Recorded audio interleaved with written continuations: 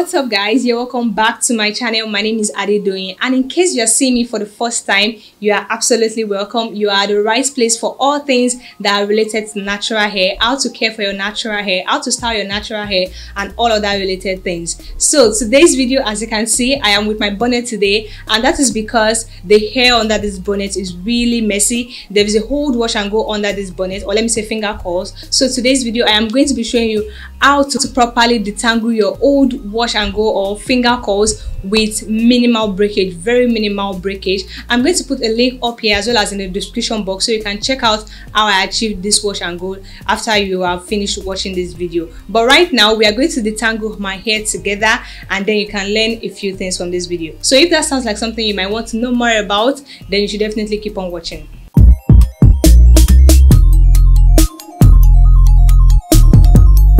Guys, so this is something you're supposed to do in the bathroom, but because I didn't want to be carrying my lighting system as well as my camera into the bathroom right now, that is the reason why I'm going to be doing it here. So if you want to detangle, you should do it in the bathroom because it's going to be really messy. Okay, another thing I want to talk about is this conditioner. This is a regular conditioner that I got in my local beauty supply store here.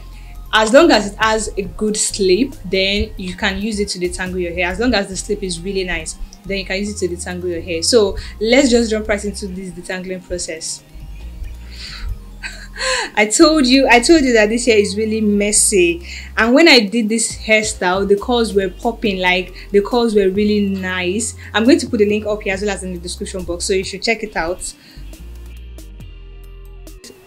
So guys, this is the situation of the hair we are working with. There are lots of tangles in it, as you can see. So the first thing you want to do is to spray a lot of water on your hair, just as I am doing right now in this clip. And you want to spray a lot of water because the water will definitely help to soften the curls, and so that every other product you want to apply to your hair, such as the detangling product, will be able to work well with your hair. It will be able to penetrate your hair very easily. So you want to drench your hair with a lot of water.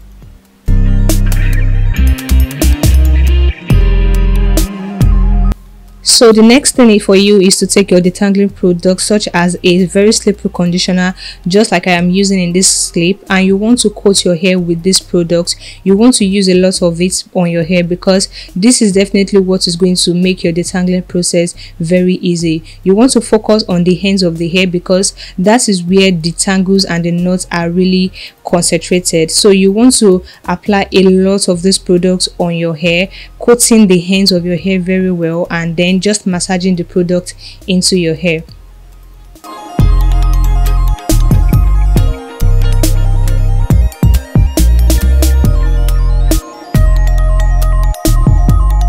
Now you just want to cover your hair with a shower cap just to make sure that the product sits in your hair properly, and then you come back after a while to start detangling your hair. Yeah, so the first thing you want to do is to try to section your hair into different parts the way it is easy for you to work with, but it is advisable you section your hair into 4 different parts. That way it will be easy for you to work with one section at a time. Just as you are seeing it right now that I'm doing, I tried to section my hair into 2 equal halves at first, and then section 1 half into 2 sections again, just as we are saying it right now. This makes the whole process of working with my hair, detangling process, much more easier. So you don't want to use a comb at first, you want to use your hands because there are lots of tangles in your hair. So what you want to do now is to start taking small portions of each section and then finger detangling. You want to use your fingers to detangle your hair first, and because there are lots of tangles, there are lots of knotted hairs and curls in your hair, you want to try to be patient with your hair, using your fingers to dissolve each knot one portion at a time, just as you are seeing it right now. And you have to be really patient because this process can make or mar your curls. So you want to be really patient. Make sure you can run your fingers through your hair, and you will also need to use a rat tail comb to dissolve some knots, because there are some knots that can be really stubborn and can be very frustrating. So you can use the rat tail comb to dissolve some knots. At the end of the day, this actually boils down to how patient you can be.